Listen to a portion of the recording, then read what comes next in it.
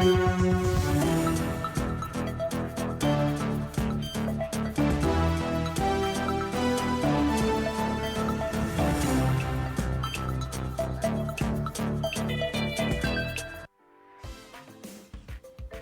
watching Morning Cafe. Thank you so much for staying with us. And this morning we are honoring a man whose words moved classrooms, shook governments, and of course lit a path for African storytellers, and that is Ngugi wa Thiong'o. He has rested, but his legacy without a doubt will truly live on, and we are honored to be joined by Professor Mukoma Ngugi, who is the son, of course, to Professor Ngugi wa Thiong'o, just to talk to us about, you know, aside from him being the icon that we know, the legend, who is Ngugi wa Thiong'o, the father. Thank you so much, Professor Mukoma, for making time for us this morning. Yeah, no, thank you for having me as well. First of all, we'd love to just extend our deepest condolences as TV47 to you and your family. We understand that this is an incredibly difficult time for you guys. Yeah, no, it has been difficult. I've just been calling it a very tough road we are on now. Yeah. So how are you and your family faring on? Of course, before we get into the nitty-gritties of literature and just Ngugi wa Thiong'o being the legend that he is, how are you and your family faring on? I don't know. We are trying. I think that's all I can say, right? Like, we are trying, you know, because he was our father. So I don't know, struggling through the pain of the loss. Yeah, so it's not easy. Yeah. As Mukoma Ngugi, I would love to believe maybe you're the first child. You'd correct me if I'm wrong. No, I'm not. I think the fourth. How many are you? 10 or 11, because you know, amongst our people we don't count. Yes. You're not supposed to give the exact number. Oh, really? Okay, I don't know. It might be amongst African Americans, yeah, but we are 10, yeah. So how do you remember Ngugi wa Thiong'o, the father, not the legend?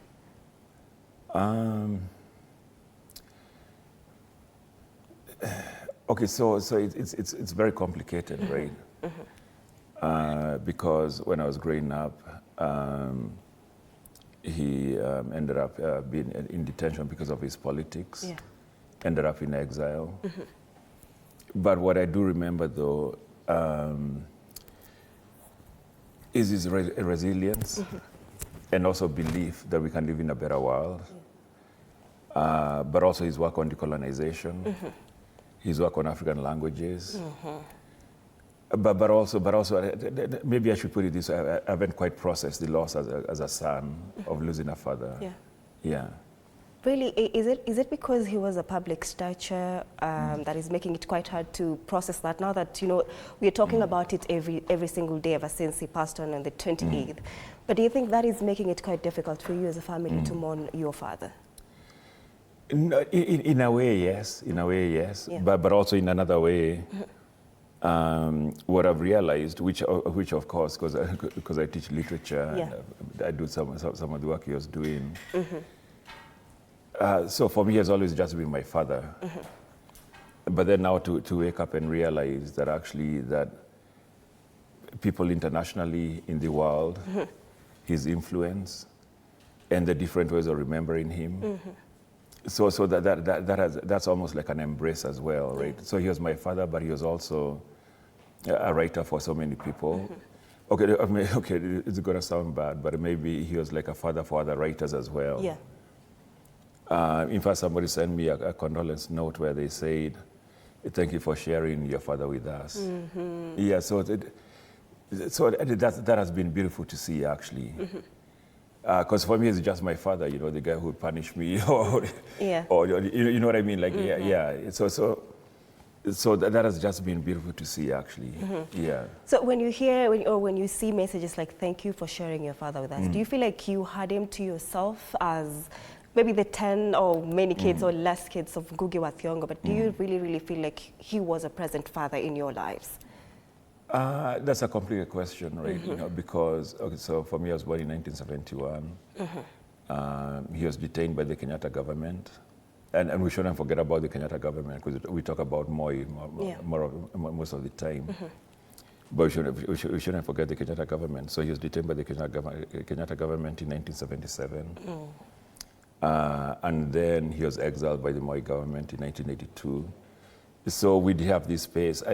From 1982 to actually 1990, we didn't meet at all, right? So I would say, but I understand it though, right? So it's not an absence in that sense. Yeah. It's him following his convictions, his political convictions. And at that point, wanted to fight for a better Kenya. Yeah. So I wouldn't call it an absence.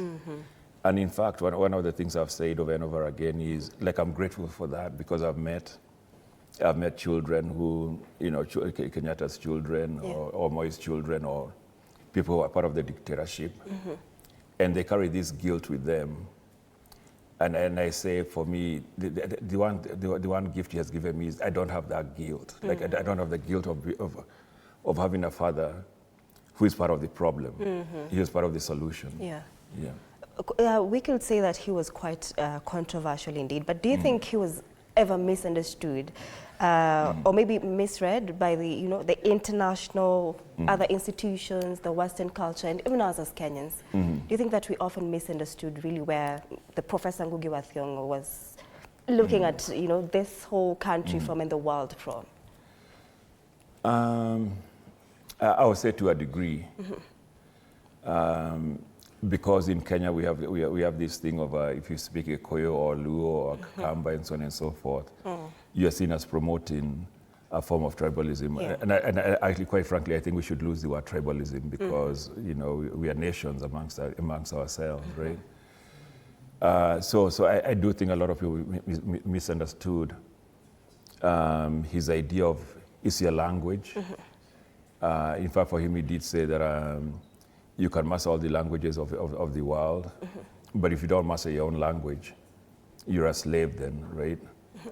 So he was, to that degree, he was misunderstood. But I think that was in the 1970s, 1980s, maybe 1990s.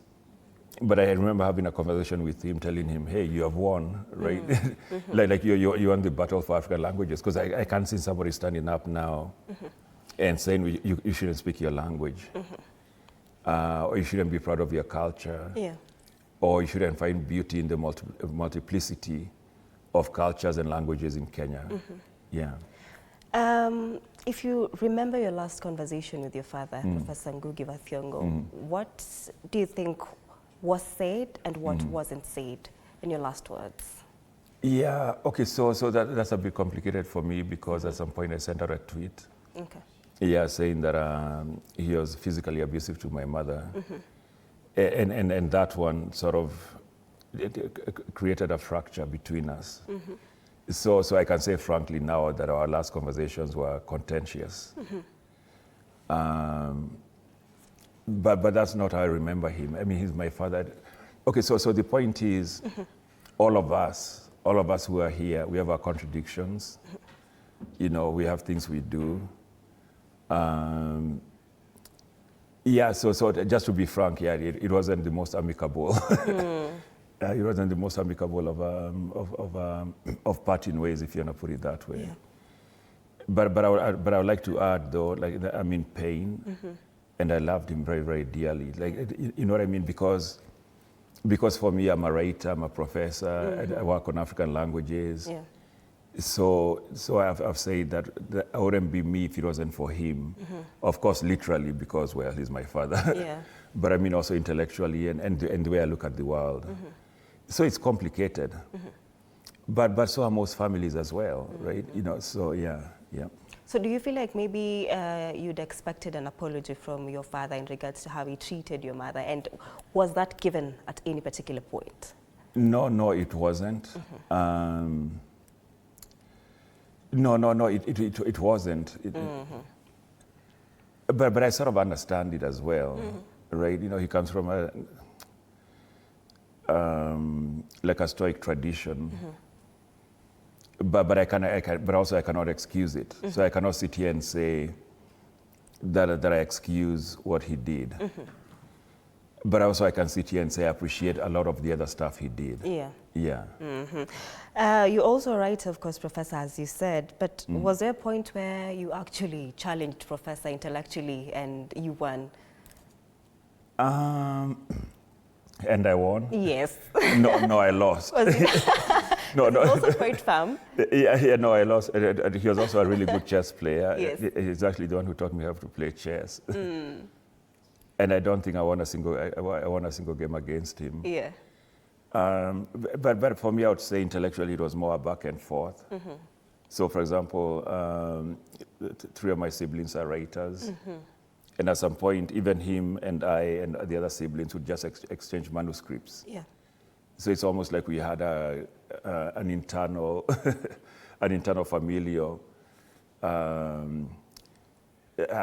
critical. I don't know what to call it, like a workshop. Yeah. Okay. Yeah. So and those are the sort of things I remember now, and some of the things I miss about him already, because if I wrote something, I'll send it to him, and then he'll give me his feedback. Yeah. And then if he wrote something, he'll give it to me. So there was a time I say that, okay, for most kids when they're growing up, at least in the US, because that's where I'm based, you know, kids will go out and play baseball with their fathers, blah, blah, blah, blah, blah, you know, or football. For us, I say we played with words. Yeah, like we played with language and words, and yeah. All right. Your father's insistence on, of course, decolonizing the African mind, it has shaped generations. Of course, you mentioned that right now we can boldly, you know, just speak our local languages wherever we want. But how did he raise you within that, you know, philosophy of just decolonizing the African mind? So the first thing is that for him, he wanted us to grow up as we would, right? So he wasn't, I don't know, doctrinaire in the house. But I'm grateful that I grew up speaking Gikuyu. Especially now, you know, I have a daughter called Nyambura, actually named after my mother, and I speak to her in Gikuyu. Like, I'm grateful for that. I was just in Limuru yesterday, right? You know, so I can go to Limuru and just speak I can just speak my language with other people. So it's almost like he gave me a passport of being able to return at will. Yeah, but he wasn't doctrinaire in the house. You know, like you must speak Gikuyu, you must do this and that and that. But by example, though, for example, when I was 1977, when he did Gahikadeda, I'll Marry When I Want, which was in Gikuyu. Yeah. So I'd go to, some of my earliest memories are going to see the play being done at Kamere, though. So even though he wasn't doctrinaire in the house, there were examples that then you couldn't just, you know. Yeah, and Kamere, though, was very interesting because that's when he was writing in English, he was a fan of the government. The government was a fan of him, right? You know, so in fact, when he launched Petals of Blood, Mwai Kibaki, then the finance minister, that who becomes president later, was the guest of honor, right? But for him, he said that it's only when he started writing in Gikuyu that then the government now started realizing he's a problem.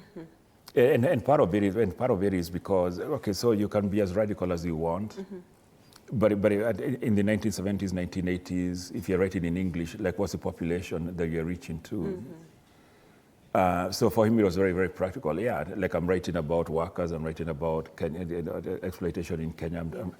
He's writing about the betrayal of the Kenyatta government to the dreams of independence and so on and so forth. Yeah. So at some point he was like, well, I'm writing in English, but really my message should be written in a language that people can speak. But let me add something to that, actually. There was a time I was a visiting professor at St. Paul's University in Limuru, and they have a Bible translation center there. Yeah. And then I'm talking with one of the priests there who say that for them they understand that God cannot speak to you in a language you don't understand. Like you can't be chilling at home and then God speaks to you in Latin or in English, right? So I think a lot of the work he did was crucial. But also necessary. Yeah. You know, if we're talking about decolonizing the African mind, of course, did your father, the Professor Ngugi wa Thiong'o, expect you to follow in his footsteps, you know, as a writer and as a thinker yourself, or is this something that you picked up yourself, of course, as you grew up? Yeah, no, it's just something I picked up. Okay, so some of my pleasant memories are he'll be in his office in Limuru, he's writing. So my job as a kid was to make him tea, but also go to the bus, go to Limuru town and get him newspapers, right?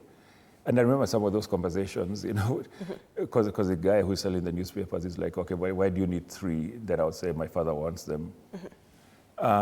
So I would say that for me, writing, because I saw it being done at home, right? So for me, writing was never a mystery, right? You know, because I'll be there. At that point, he was using a typewriter. This is the days before the laptops and all that, right? Yeah. So for me, I would say, I don't know, I'm just going to go back to say by example. By example, but yeah, then the politics as well. But part of the politics are, all right, so we gained independence in 1963. His book, A Grain of Wheat, actually, and this is what I love about him, actually, because A Grain of Wheat talks about the impending betrayal, right? There's a lot of hope. It's independence time and so on and so forth. But in that, it becomes a precursor. A Grain of Wheat becomes a precursor of what we're witnessing now, actually, yeah. Clearly, we are seeing, you know, something, just a track record of, you know, things repeating themselves. If you're saying a professor was detained at some point because he wrote things that the government didn't quite agree with, and we're seeing history repeat itself. Do you ever see that we're going to get away from that way of life and now just accept it the way it is, that this is what we're doing as a country and we should not be living like this? Let's accept literature as it is. Do you see it getting to that level where literature is truly appreciated, regardless of whether it pleases anyone or not? I mean, hopefully, but already we have examples of what's happening in Kenya right now with the Gen Z, the abductions, the kidnappings. We have an example of the Kenyans who went to Tanzania, you know, where Boniface Mwangi was tortured, and I forget her name now, where she was raped, right? You know, so. You know, but I would like to say that that we the people, have to stop following these politicians because they declare their agenda. So Ruto, for example, calls himself a hustler. So why would you elect somebody who's calling himself a hustler, right? But I do have the hope that at some point we the people will be able to create a society where that's egalitarian, right? So even with Uhuru Kenyatta, my main question was, okay, so if you don't have land, why would you elect somebody? Why would you elect somebody who has, I don't know, at that point it was 550 million acres of land? Like, what do you think? You think he's going to give you a piece of his land, right? And I think that was part of my father's work in terms of us being politically conscious enough to read through the myths that are being given to us by politicians. Yeah. I'd love to know how you personally would define, you know, linguistic liberation. If you're talking about professors decolonizing the mind, he totally declared war on colonial languages, but now your medium as a writer as well, you focus more on English, if I'm not wrong. But now how are you trying to, you know, manage that conflict between, you know, English and now the local dialect? Yeah, so that's a really complicated question to answer, actually. All right, so the first thing about Fafa, for him, he never said nobody should write in English, right? But he put the idea of that you express yourself politically, but also in terms of aesthetics in your language. In my case, it's a struggle, right? You know, I mean, I was born here. No, I was born in the U.S., grew up here, then went back. But I did co-found with the former director of the Kane Praise, the Kiswahili Praise. So I'm trying. Let me put it that way. I'm trying, right? You know, because the Kiswahili Praise now, I don't know, we have had maybe like 25 books published and so on and so forth. But you're onto something though, which is now the internal dilemma. Yeah. Because I can say I'm doing all this stuff on African languages. No, but there's still an internal conflict of the language I'm using. And you're right, my medium, most of my writing has been in English. Yeah. So I'm looking at this book that, you know, a grain of wheat. It's masterfully, you know, intertwined personal guilt.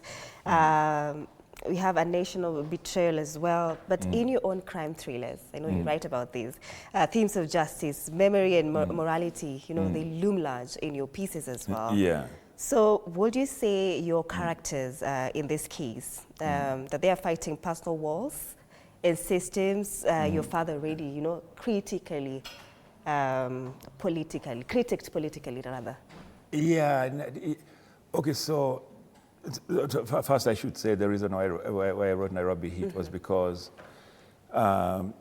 in Kenya when I was growing up in the 1980s, writers like my father and so on and so forth had been banned or exiled, right?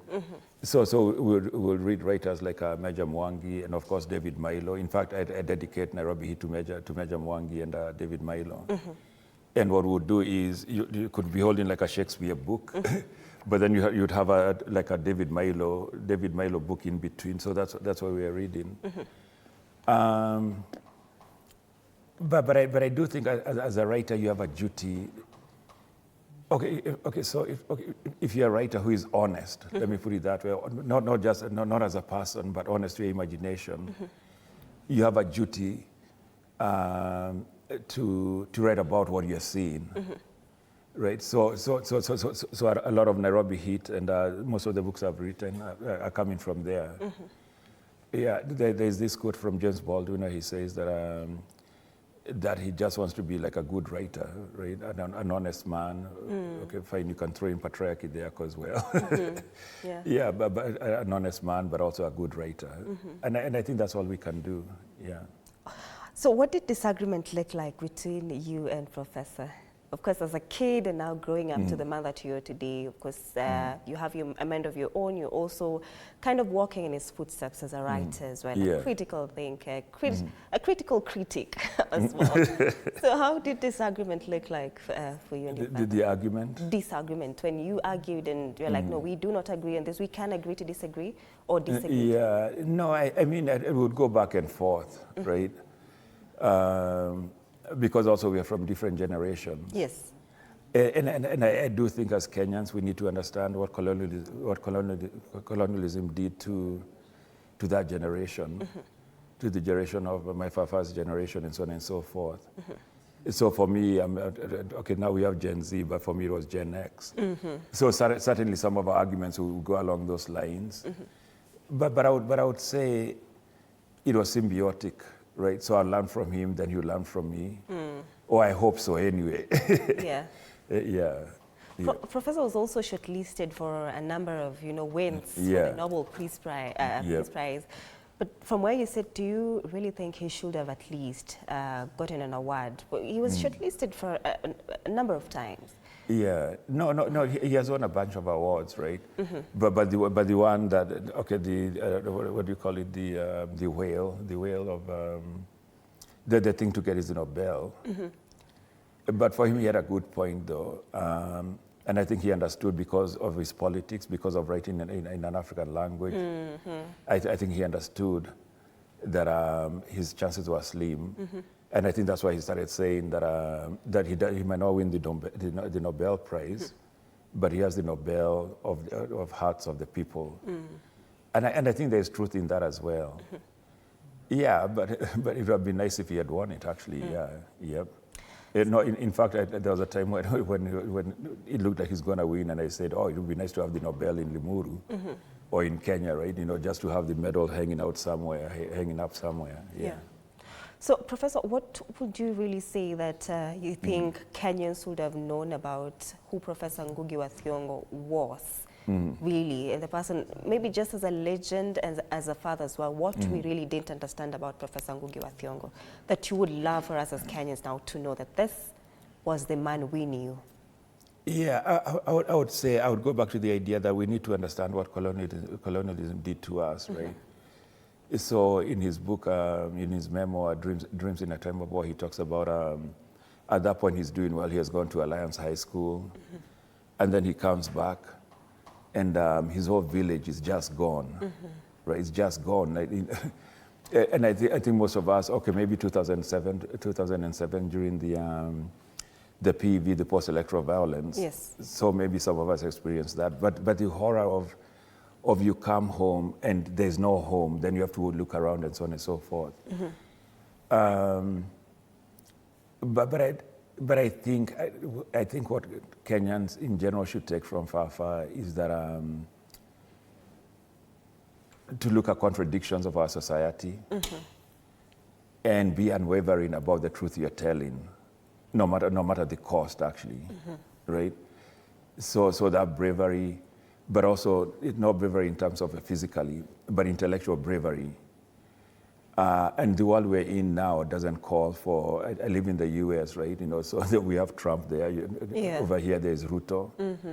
So there is no. The thing we need to take away from him, I think, is okay. Write well for sure. Write truthfully to the extent of your imagination, but also don't run away from the politics of the day. As we wind up, of course, Professor, there have been discussions online as to, you know, whether Kenyans, as a nation, truly honored or gave Professor Ngugi his flowers. Do you really think we honored him while he was still alive? Or you're just seeing, you know, people praising him after his death? Yeah, okay, that's a really complicated question, right? Because for one, I know that he would not have wanted like Ruto. I'm saying Ruto because he's the president, right? But generally speaking, I don't think he would have wanted like the state being involved in his funeral and so on and so forth. Though if that happened, then that's fine, right? But I think for him, he was a people person. Okay, have Kenyans honored him? Yeah, no, I believe they have. I mean, I used to read his books in, to a degree of embarrassment, but I used to read his books in secondary school and in high school and so on and so forth. And I don't think there's a Kenyan, even today, who hasn't read, let's say, The River Between or A Grain of Wheat and so on and so forth. So, but I think that's how we honor him, by reading him, and also by thinking about what you're saying. So there was a time he was telling me that for him, he doesn't like the idea of being a celebrity, right? Because if you're a celebrity, then you're just a name, right? So for him, you want people to read him and understand or try to understand what he's saying about contradictions about society, but also writers to write well and so on and so forth. Yeah. All right. Thank you so much, Professor Mukoma wa Ngugi, speaking to us this morning about his father, that is Professor Ngugi wa Thiong'o, who just passed on. That is on the May 28th, 2025, at age 87 years. Thank you so much, Mukoma, for agreeing to be with us. Yeah, and I think this is my first interview about it, actually. So oh, really? Yeah. So we are honored. We're honored to have you here. Yeah. And once again, we do send our deepest condolences as a TV47 team. No, thank you. Thank you so much. Yeah. All right. Thank you so much for watching. That's it for the show and for this segment. My name is Anne Odida. Good morning.